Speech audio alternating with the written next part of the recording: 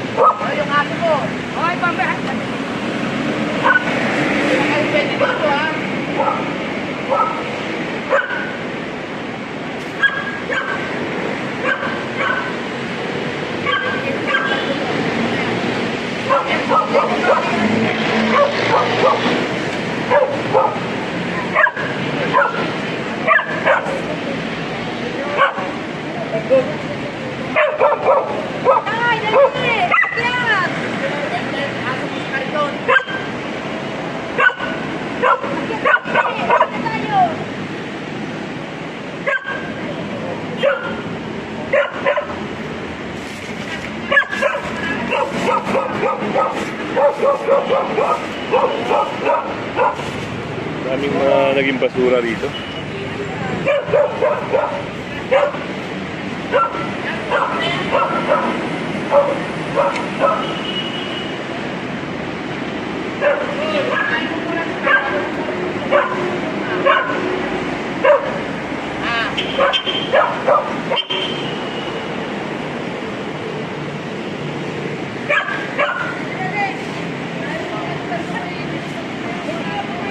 Yung aso na yan na nababanggaan niya, pakinggan ko.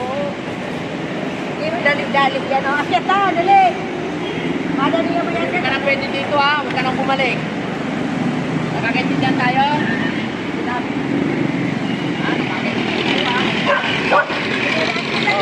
Aso, sige na, turang yan.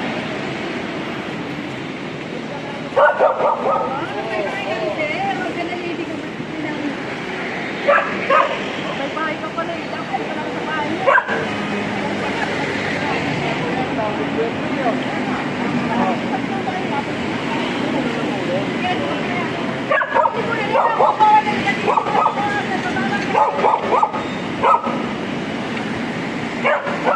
Halika mga akyat na dali! Iyatin mo na yan. Iyatin mo na yung aso. Dami yung aso eh. Iyatin mo na yung aso. Dito. O, akyat na kayo. Akyat. Up. Right. Kaya nga ako. Tingin. Akyat ka na. Dito ka bagay, dali, dito! Ayaw na yun. Hold up. Papakyatin mo na. Medyo delikado kasi, kaya kailangan palisin mo na yung aso. Kasi baka mga gat, may rabies yan. Baka hindi pa na-injection na anti-rabies yan. Makagat ng taga-MMDA. Magkaroon pa ng problema. Kailangan ko na mapalis yan bago yung finish yung mga pagkakalo. Ito na.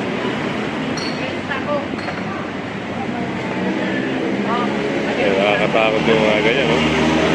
Kasi mahal, kasama na rin Sir Bobby ngayon. Mahal, magpa-inject ng kagat ng aso. Oo, pinakati.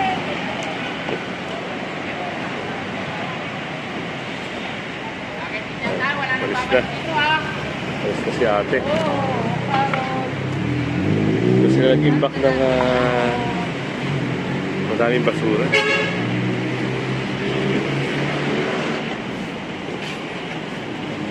Yan o, tanyo. May mga bote pa na Red Doors.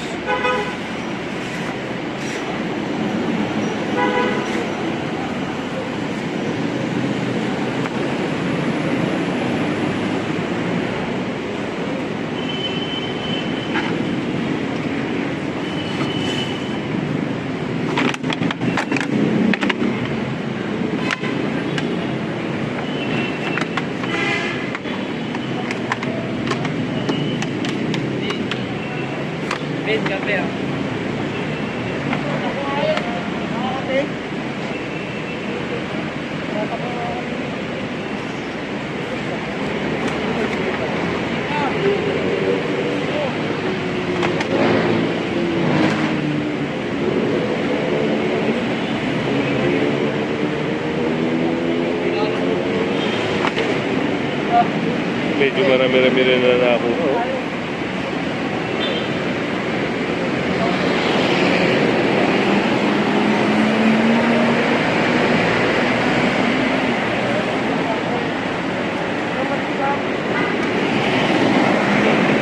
Yung inipon ang inipon. Inipon nila sir dito eh, no? Pinag-iipon nila dito. Kaya, napalinis yun. Nadaan na gabi. Tapos, wala nang, kaya malinis na. Okay na naman. Ibang-iba na kagaya kanina. Bro.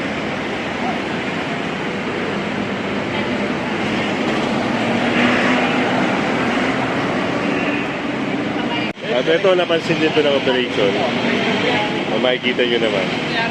Nasa ilalim siya ng MRT. Ito, baka matawid nga ito. Bawal mag-park dito, lalo na sa mga gantong lugar. Government project, ilalim pa ng MRT.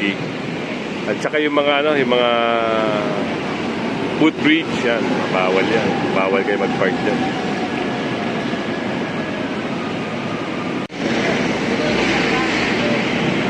MRT EDSA Station, EDSA Pasay.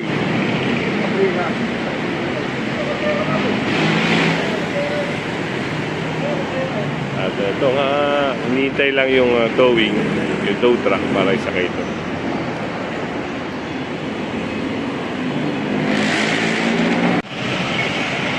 Ito na yung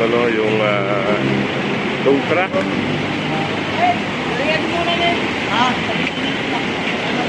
Para dito sa towing na yan.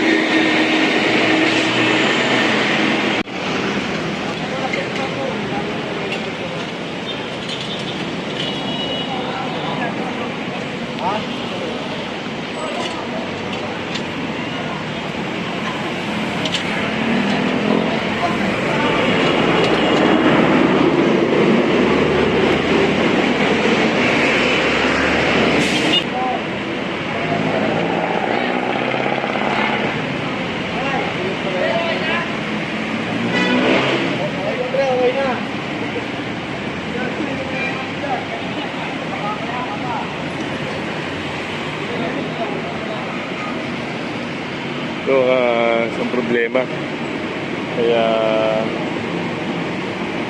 Kaya sila natutow.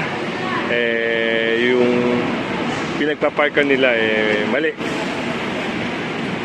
At ito, sa Tumana Marikina ito matutubos.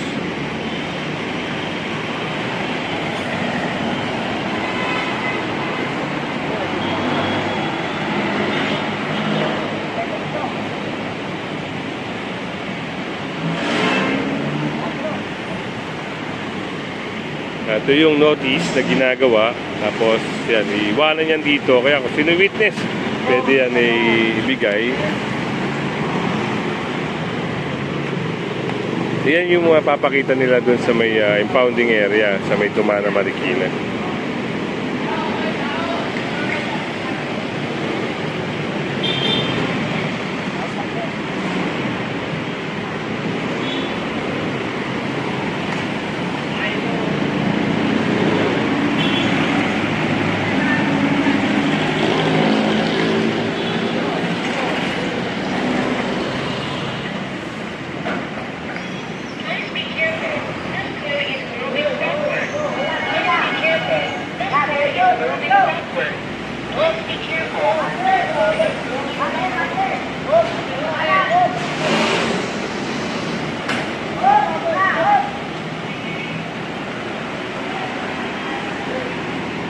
Pag mga ganyan posisyon, may mga nag-a-assist na taga-MMDA, may enforcer din doon para hindi masyado makapag-cause ng traffic.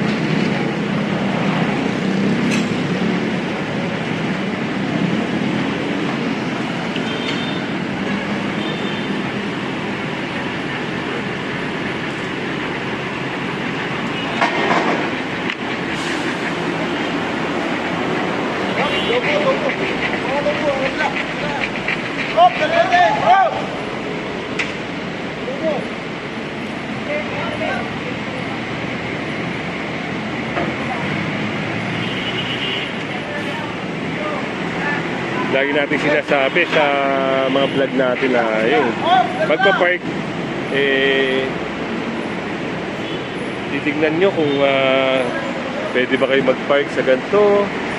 Kasi bawal na bawal talaga mag-park sa ilalim ng mga MRT, mga footbridge. Tapos pag may mga no parking sign, kailangan yung respeto. At kung halimbawa naman sa may mga report sa lugar nyo, kahit sa harapan ng bahay nyo at hindi nakapasok sa garahe nyo, sigurado po yan. Kung hindi man matowing, matitikitan kayo.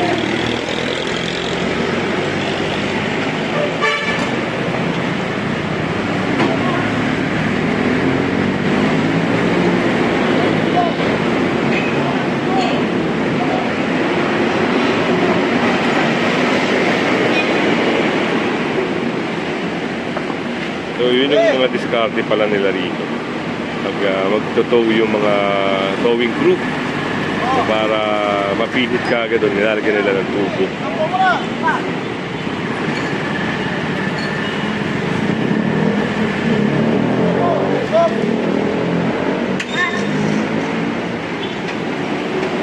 Yan, sa Tumana Marikina po, nila ito matutubos. Kaya gastos. Magastos pag ganito. Kaya ingat sa pagpapark sa maling lugar, sa mga signages na may bawal na no parking. Mag-iingat po. Respeto yung mga signage.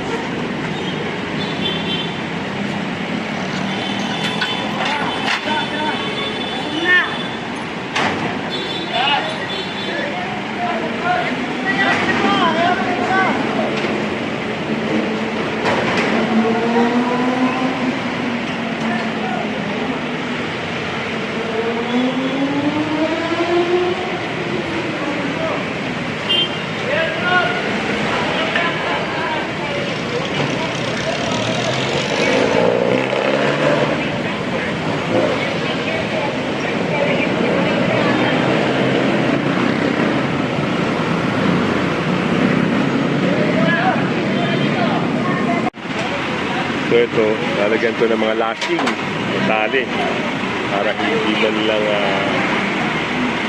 man lang gumigewang kasi may tendency pag bako, no?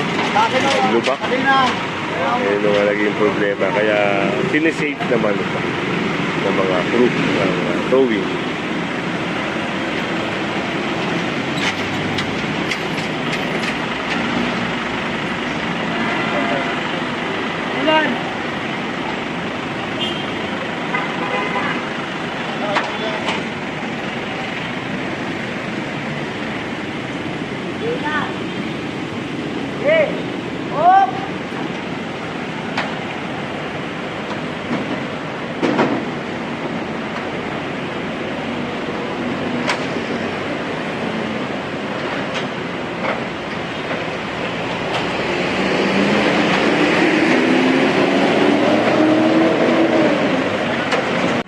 So ito, makikita nyo nandito yung notice dahil wala man lang dumating na driver. Ayan bigyan ko lang kayo ng info just in case po na hindi nyo makita yung sasakyan nyo sa lugar at kahina-hinala na nakarnap o kaya na-towing. Ikot muna kayo ng area kung saan kayo nag-park. Baka may makita kayo mga papel. Kung walang papel, magtanong-tanong kayo sa mga witness, baka meron.